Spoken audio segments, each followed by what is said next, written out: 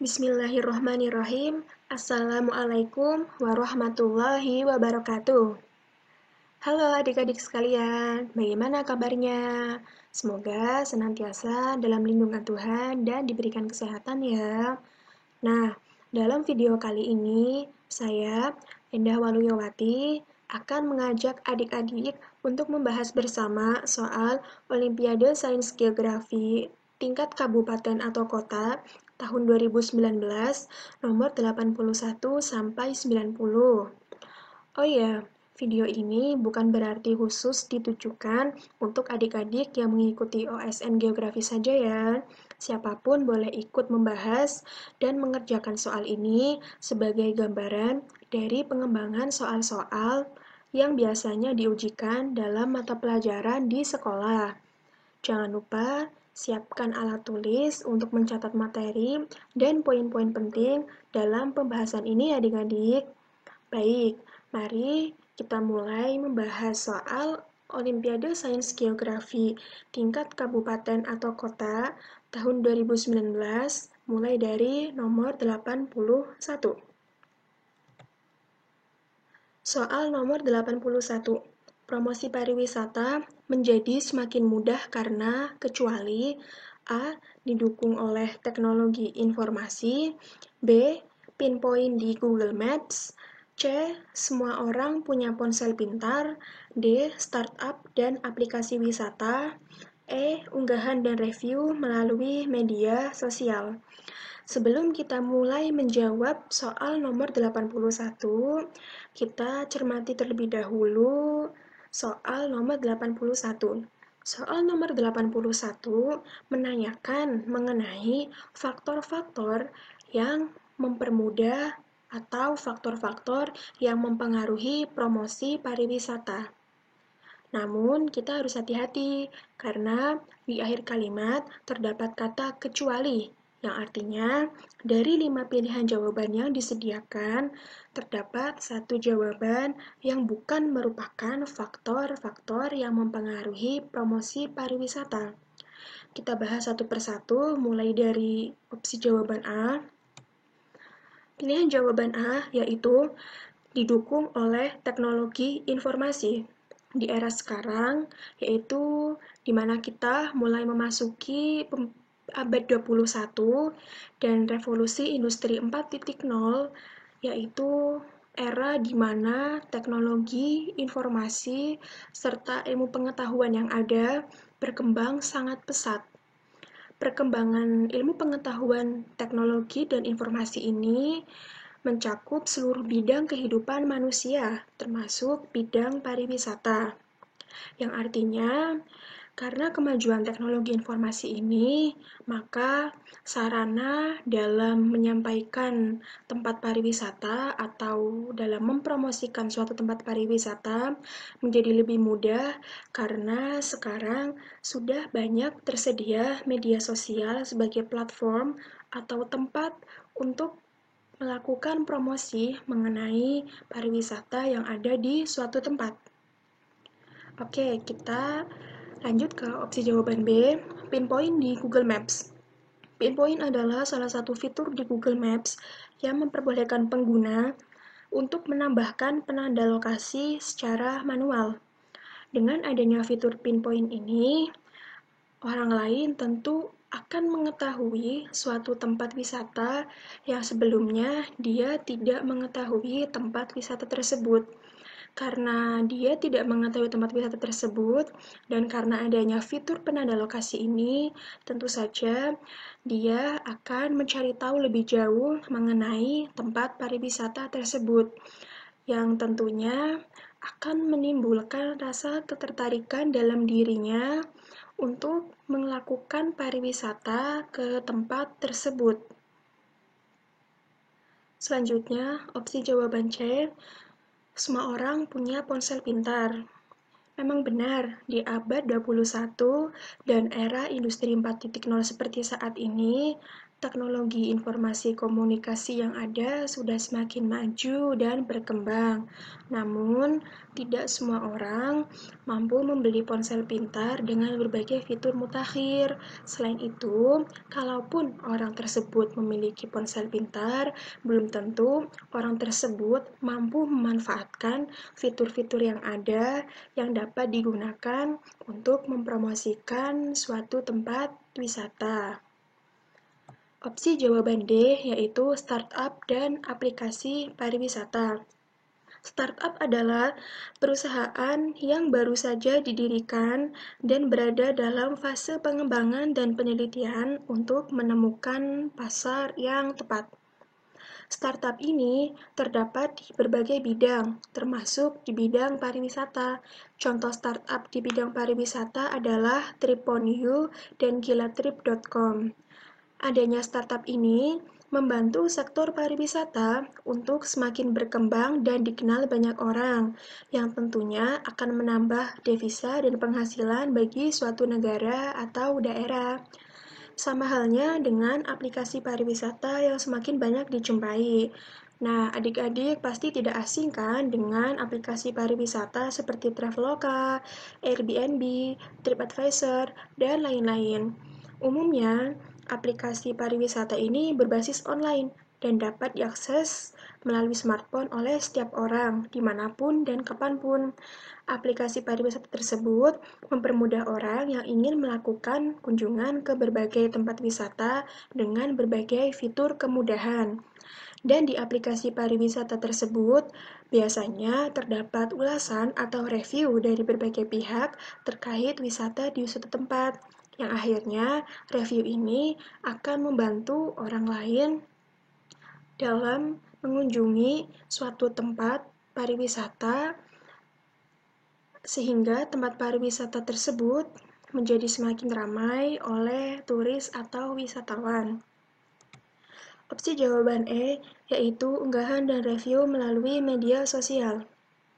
Saat dan setelah mengunjungi tempat wisata, biasanya orang-orang akan mengunggah foto atau kegiatan mereka di tempat wisata tersebut, yang akan menimbulkan rasa ingin tahu dan ketertarikan orang lain atau curiosity akan tempat wisata tersebut, sehingga orang lain akan mencari informasi dan review lebih lanjut mengenai tempat wisata tersebut.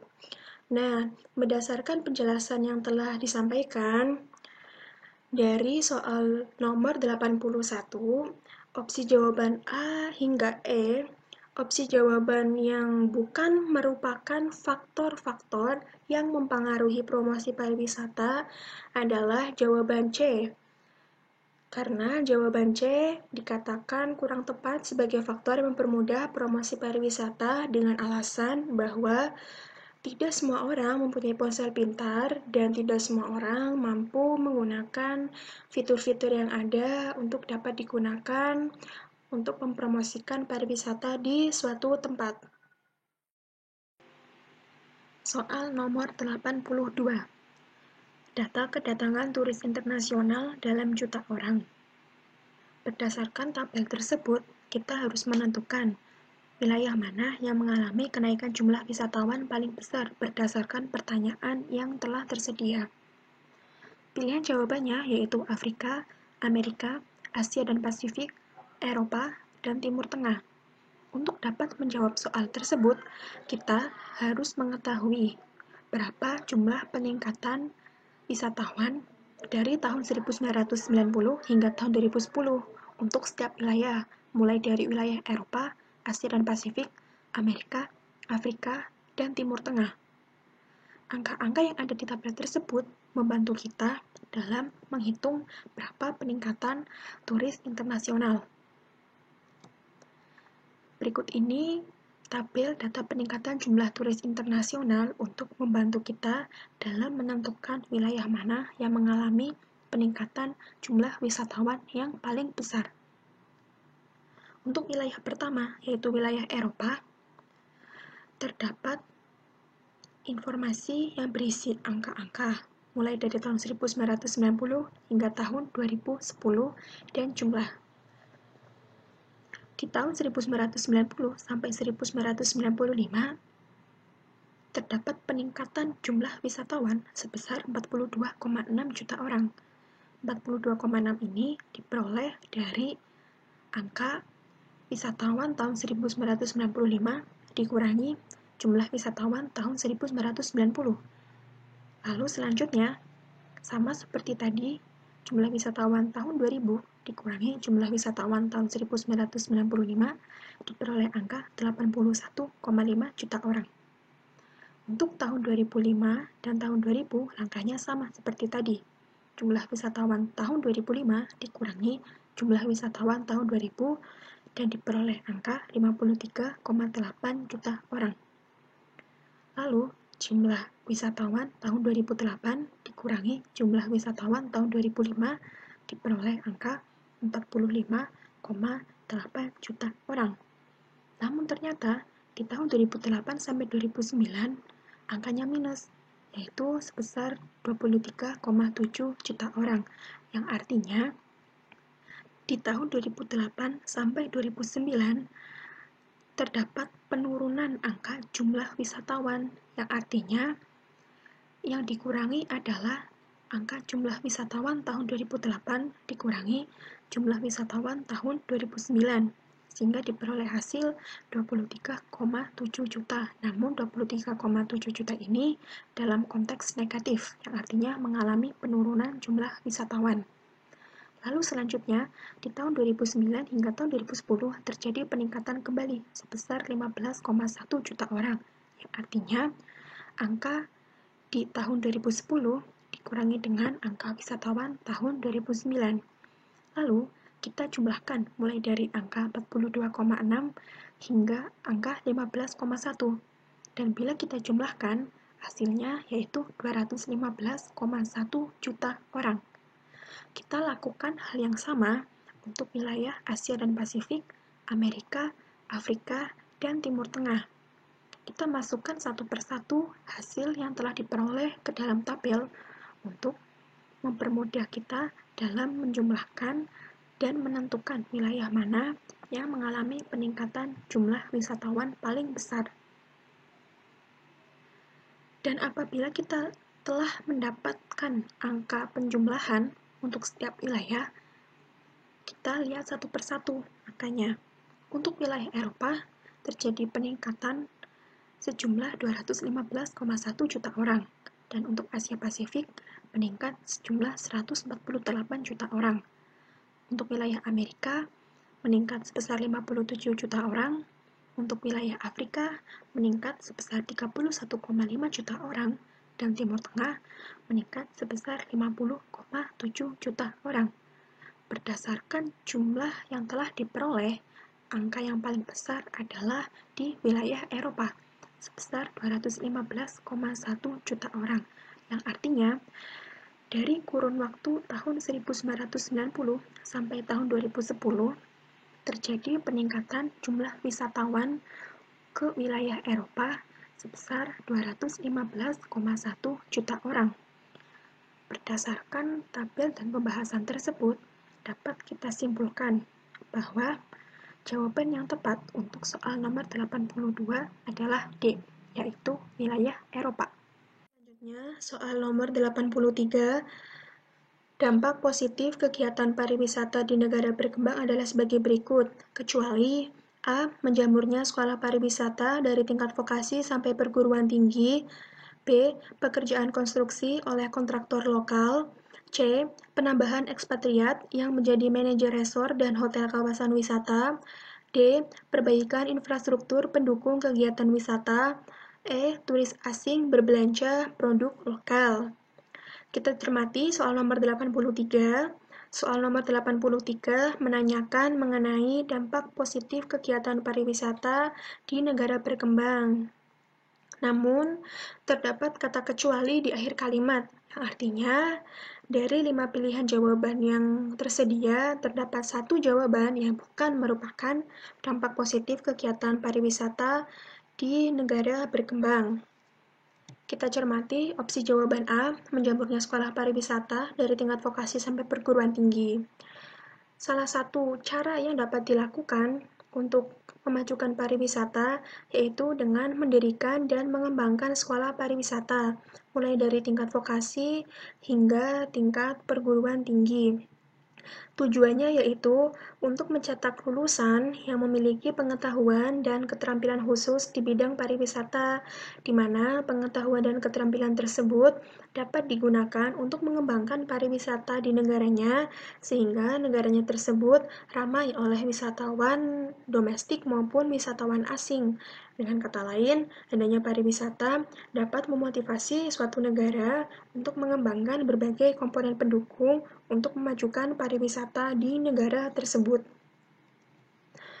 Opsi jawaban B yaitu pekerjaan konstruksi oleh kontraktor lokal. Adanya pariwisata di suatu negara tentu memerlukan berbagai komponen pendukung untuk melancarkan jalannya kegiatan pariwisata di negara tersebut. Komponen pendukung tersebut meliputi sarana dan prasarana, seperti fasilitas penginapan atau hotel, fasilitas umum, transportasi, dan lain-lain. Pariwisata memerlukan berbagai fasilitas tersebut untuk mempermudah akses dan mobilitas para wisatawan, serta memberikan kenyamanan bagi para wisatawan. Dengan adanya pariwisata, para kontraktor lokal berlomba-lomba melakukan pekerjaan konstruksi seperti membangun penginapan, hotel, jalan raya, dan lain-lain untuk menunjang kebutuhan para wisatawan sehingga wisatawan merasa aman, nyaman, dan betah. Yang tentunya hal ini dapat memberikan atau menambah penghasilan bagi para kontraktor lokal. Jawaban C yaitu penambahan ekspatriat yang menjadi manajer resort dan hotel kawasan wisata. Nah, adik-adik harus mengetahui terlebih dahulu apa itu ekspatriat. Ekspatriat adalah seseorang yang tinggal sementara maupun menetap di luar negara di mana dia dilahirkan dan dibesarkan. Dengan kata lain, ekspatriat adalah orang berkewarganegaraan asing yang tinggal di suatu negara yang biasanya dia tinggal di negara tersebut karena terdapat suatu tugas negara atau tugas profesional. Adanya ekspatriat di negara berkembang merupakan ancaman bagi para penduduk lokal, karena ekspatriat tersebut biasanya berasal dari negara maju yang tentunya memiliki kemampuan dan daya saing lebih dibandingkan para penduduk lokal.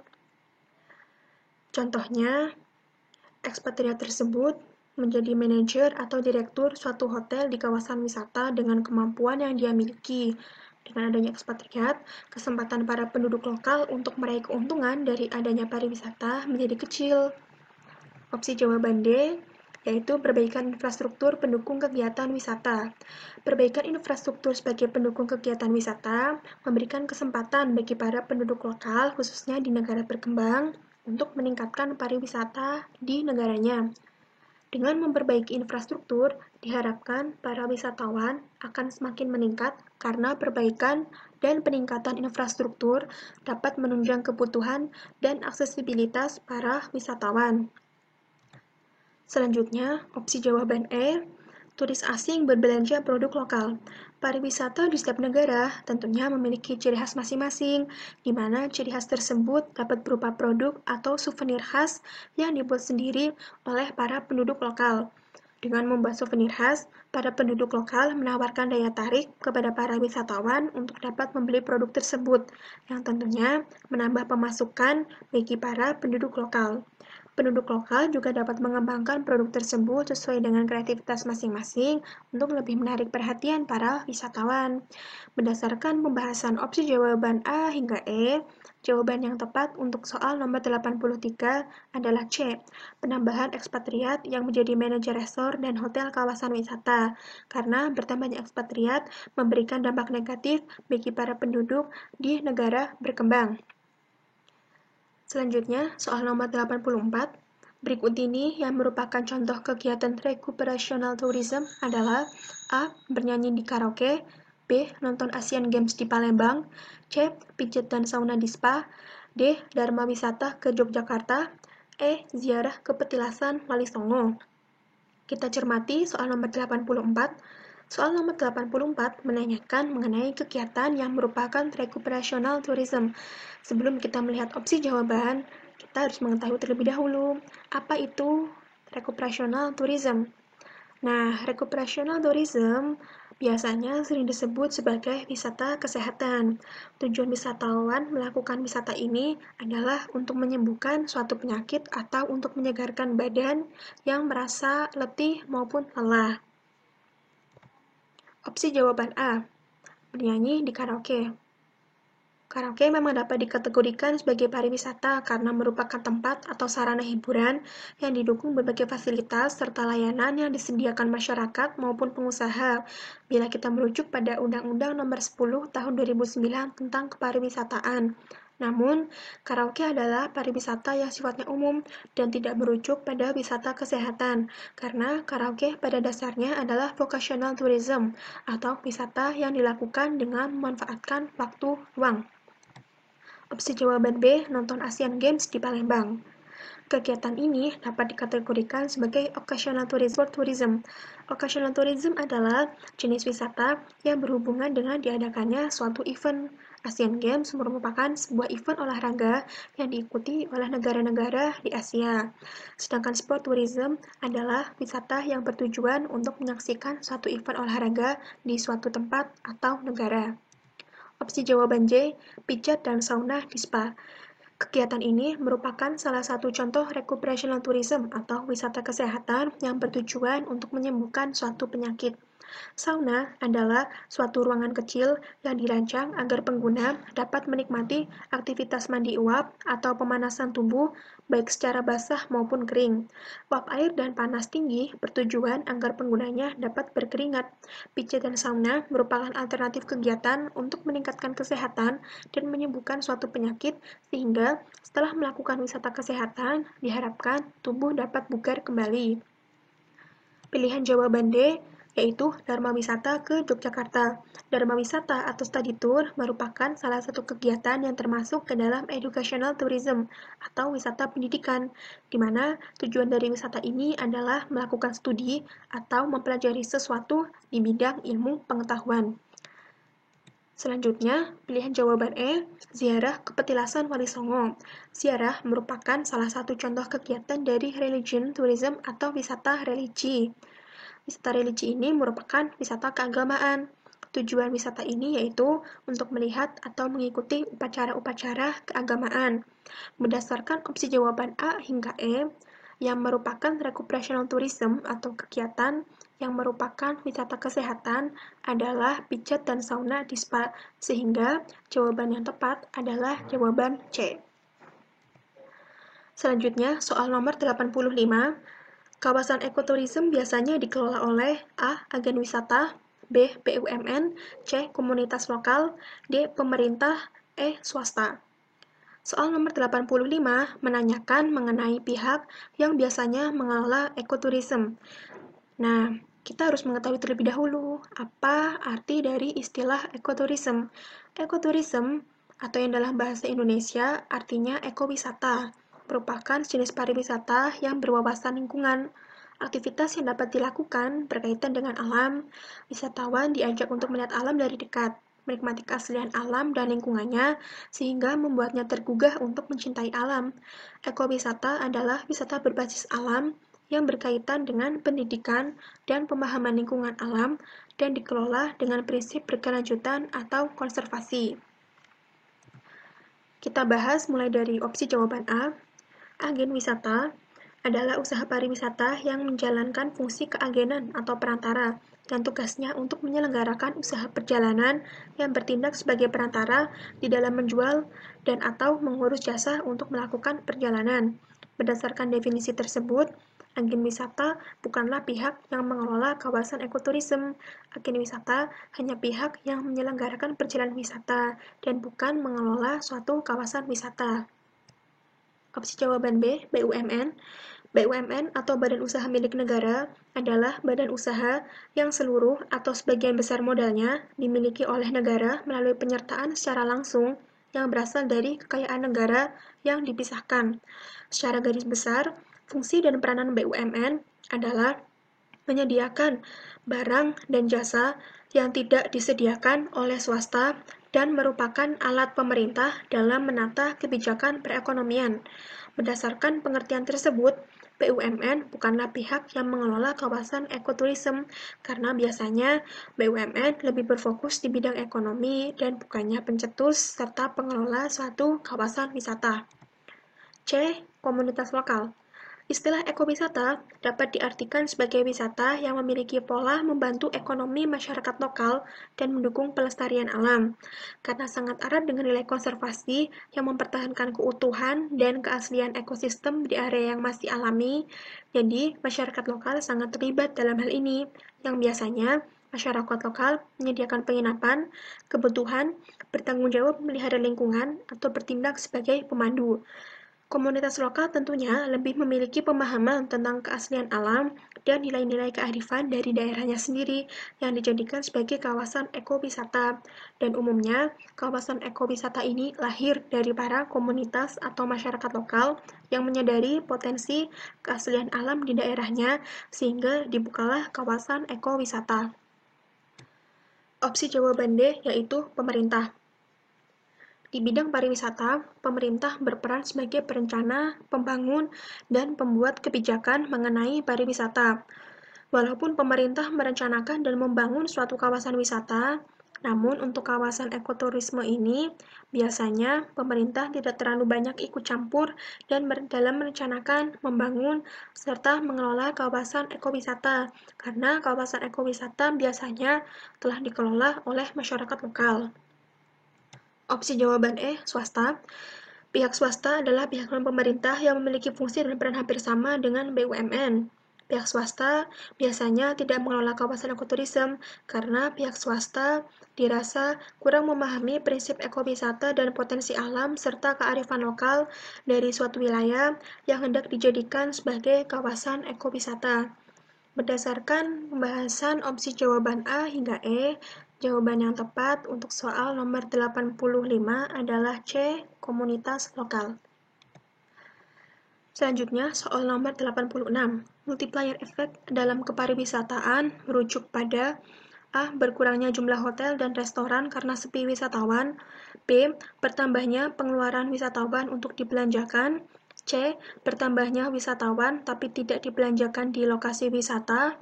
D. Pendapatan masyarakat lokal di lokasi wisata tetap sama. E. Penurunan pendapat masyarakat lokal di lokasi wisata.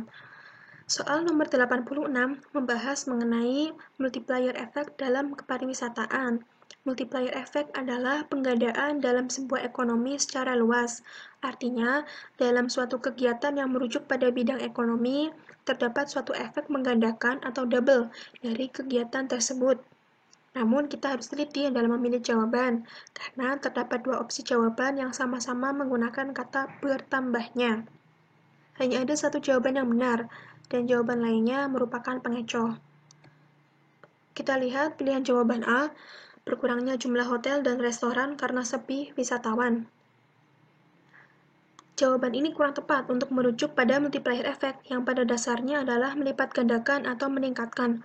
Umumnya, adanya suatu pariwisata menjadikan ekonomi suatu daerah menjadi meningkat, termasuk penyediaan sarana-prasarana seperti hotel dan restoran, yang tentunya meningkat mengikuti penambahan jumlah wisatawan yang masuk ke suatu daerah. Opsi jawaban B, yaitu bertambahnya pengeluaran wisatawan untuk dibelanjakan. Dengan adanya suatu kawasan wisata, wisatawan yang datang tentunya akan menyiapkan pengeluaran untuk memenuhi kebutuhannya selama di tempat wisata. Misalnya, seperti membayar untuk menginap di hotel, makan di restoran, membeli souvenir, dan sebagainya. Semakin banyak tempat wisata yang didatangi, semakin meningkat pula pengeluaran wisatawan untuk dibelanjakan. Semakin berkualitas suatu tempat wisata, semakin bertambah pula pengeluaran dari wisatawan. Opsi jawaban C, bertambahnya wisatawan tapi tidak dibelanjakan di lokasi wisata. Suatu tempat wisata tentunya memiliki daya tarik masing-masing yang membuat wisatawan memilih tempat tersebut. Konsekuensi dari perjalanan wisata, wisatawan tentunya harus ada pengeluaran untuk memenuhi kebutuhannya selama di tempat wisata. Wisatawan juga pasti memiliki ketertarikan untuk membeli berbagai macam oleh-oleh khas untuk dibawa pulang ke daerah atau negara asalnya sebagai kenang-kenangan.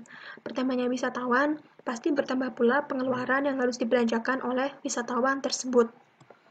Opsi jawaban D, pendapatan masyarakat lokal di lokasi wisata tetap sama. Kemungkinannya kecil apabila pendapatan masyarakat lokal di tempat wisata stagnan atau tetap. Adanya kegiatan pariwisata di tempat memberikan peningkatan di setiap aspek kehidupan, termasuk peningkatan pendapatan masyarakat lokal. Masyarakat lokal tentunya meningkatkan sarana prasarana yang dimiliki untuk memberikan pelayanan terbaik bagi para wisatawan, dan sebagai gantinya, wisatawan harus membayar sarana prasarana yang telah disediakan oleh masyarakat lokal. Pilihan jawaban E. Penurunan pendapatan masyarakat lokal di lokasi wisata. Umumnya, pariwisata memberikan dampak peningkatan bagi lokasi wisata tersebut, termasuk peningkatan pendapatan masyarakat lokal. Penurunan pendapatan masyarakat lokal dapat terjadi apabila terdapat hal-hal lain yang mempengaruhi, misalnya karena terdapat suatu bencana alam yang melanda lokasi wisata tersebut, yang akhirnya menjadikan lokasi wisata tersebut mengalami penurunan wisatawan yang berdampak pada penurunan pendapatan masyarakat. Jawaban E kurang tepat untuk merujuk pada multiplier effect yang ditanyakan. Sehingga dari kelima opsi jawaban yang paling tepat untuk soal nomor 86 adalah bertambahnya pengeluaran wisatawan untuk dibelanjakan, atau opsi jawaban B. Lalu soal nomor 87. Perhatikan peta rute perjalanan kapal pesiar Beijing-Singapura berikut ini. Rute transit ketiga adalah di pelabuhan kota A. Bangkok, B. Chiang Mai, C. Ho Chi Minh City, D. Hong Kong, dan E. Macau. Untuk dapat menjawab soal nomor 87, adik-adik harus sering melihat posisi kota-kota di dunia, baik melalui atlas maupun melalui media lain. Soal jenis ini merupakan jenis soal keterampilan membaca peta, di mana adik-adik diharuskan untuk mengetahui posisi atau lokasi suatu tempat secara tepat berdasarkan peta yang disediakan. Berdasarkan peta rute tersebut, yang ditanyakan adalah nomor 3. Nomor 3 merupakan salah satu daerah yang terletak di kawasan Asia Tenggara. Walaupun secara keseluruhan, peta ini menunjukkan wilayah Asia Tenggara dan Asia Timur. Namun yang ditanyakan adalah nomor 3. Nomor 3 letaknya berdekatan dengan Laut Cina Selatan di sebelah timurnya. Dan apabila kita lihat lebih jauh lagi, nomor 3 ini letaknya berada di pinggir pantai. Kita ingat-ingat, negara mana di Asia Tenggara yang wilayahnya terletak di pinggir pantai dan di sebelah timurnya berbatasan dengan Laut Cina Selatan. Apabila kita melihat di peta Asia Tenggara atau di atlas, nomor 3 adalah wilayah negara Vietnam. Sedangkan untuk nomor 1 berada di kawasan Asia Timur, sehingga nomor 1 tidak termasuk wilayah Asia Tenggara. Nah, berdasarkan pilihan jawaban, kota yang terletak di negara Vietnam adalah Ho Chi Minh City. Untuk Bangkok dan Chiang Mai, kota tersebut merupakan salah satu kota atau pelabuhan yang terletak di Thailand, sedangkan Hong Kong dan Macau merupakan salah satu kota atau pelabuhan yang terletak di Republik Rakyat Cina. Sehingga jawaban yang tepat untuk soal nomor 87 adalah Ho Chi Minh City atau C. Soal nomor 88. Terdapat kesamaan yang cukup umum di antara tempat-tempat munculnya kebudayaan awal manusia terkait letaknya, yaitu A.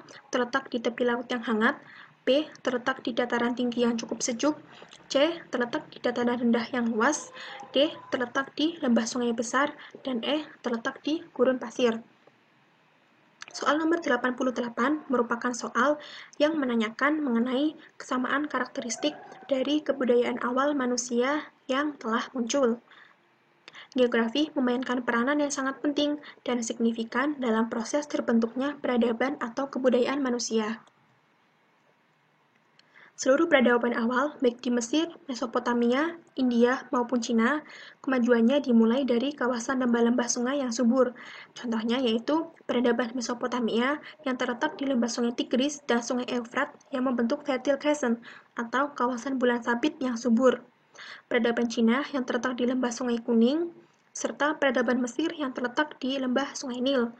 Air merupakan kebutuhan pokok kehidupan yang menyebabkan kesuburan tanah yang dapat dimanfaatkan sebagai lahan pertanian.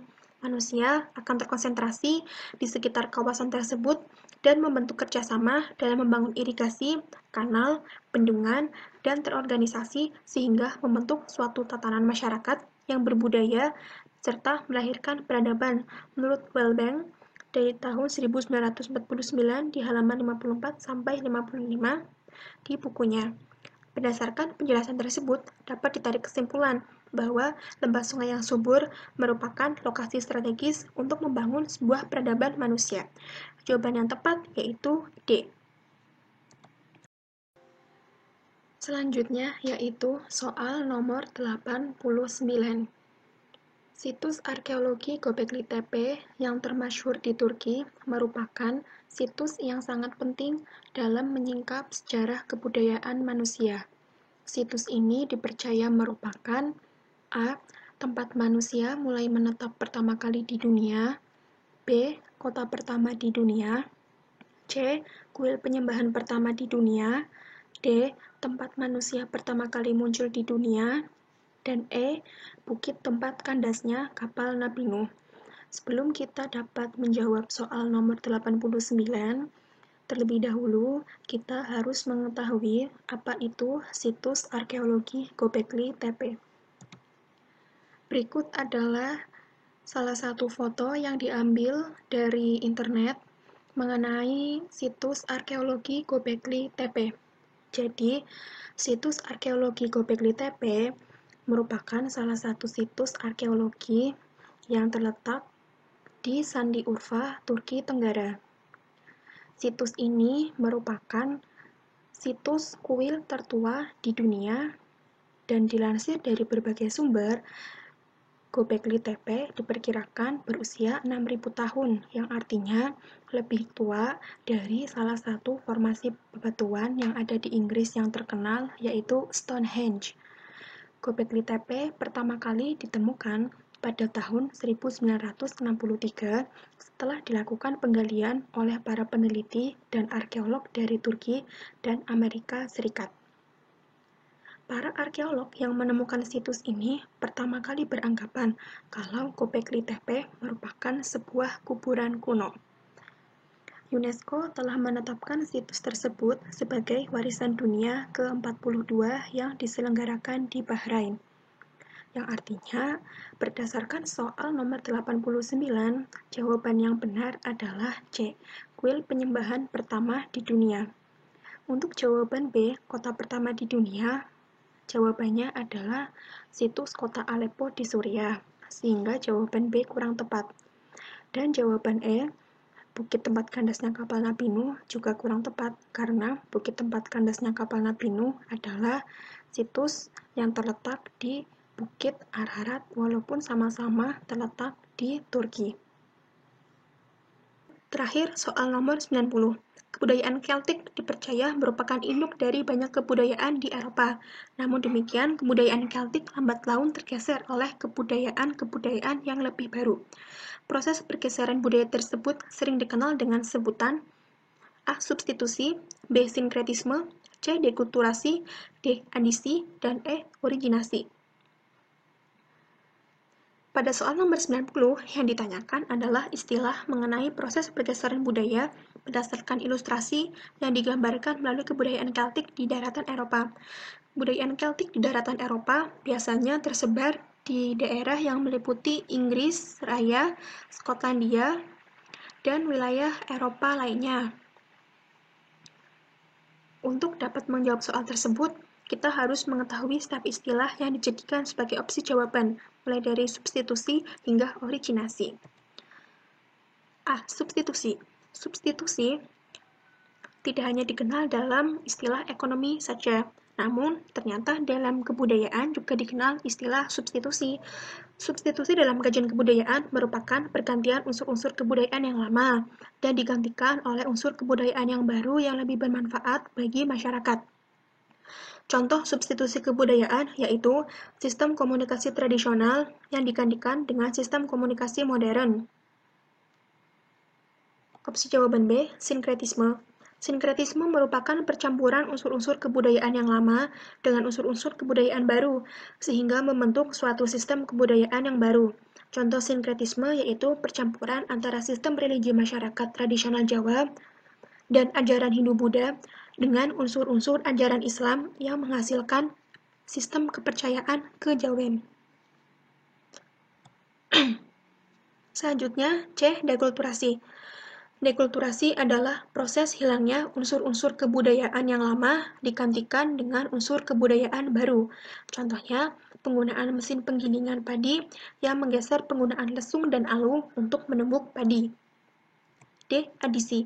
Adisi merupakan perpaduan unsur-unsur kebudayaan yang lama dengan unsur kebudayaan yang baru, sehingga memberikan nilai tambah bagi masyarakat.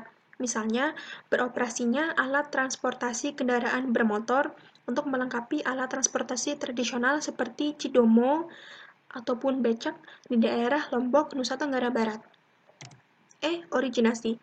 Originasi adalah istilah yang digunakan untuk menjelaskan mengenai masuknya unsur budaya yang sama sekali baru dan tidak dikenal sehingga menimbulkan perubahan sosial budaya dalam masyarakat. Misalnya, masuknya teknologi listrik ke pedesaan yang menyebabkan perubahan perilaku masyarakat pedesaan akibat pengaruh informasi yang disiarkan melalui media elektronik seperti televisi. Berdasarkan penjelasan setiap istilah dari opsi jawaban A hingga E, istilah yang tepat untuk menggambarkan proses pergeseran budaya Keltik adalah dekulturasi. Jawaban yang tepat adalah C. Baik, sekian pembahasan soal Olimpiade Sains Geografi tahun 2019 tingkat kabupaten atau kota untuk nomor soal 81 hingga nomor 90. Semoga adik-adik dapat memahami materi dan penjelasannya. Jangan lupa untuk perbanyak mengerjakan soal untuk melatih kemampuan dan pemahaman adik-adik ya, agar terbiasa dalam menghadapi soal tipe Olimpiade Sains. Tetap semangat dan sukses untuk adik-adik sekalian. Terima kasih. Wassalamualaikum warahmatullahi wabarakatuh.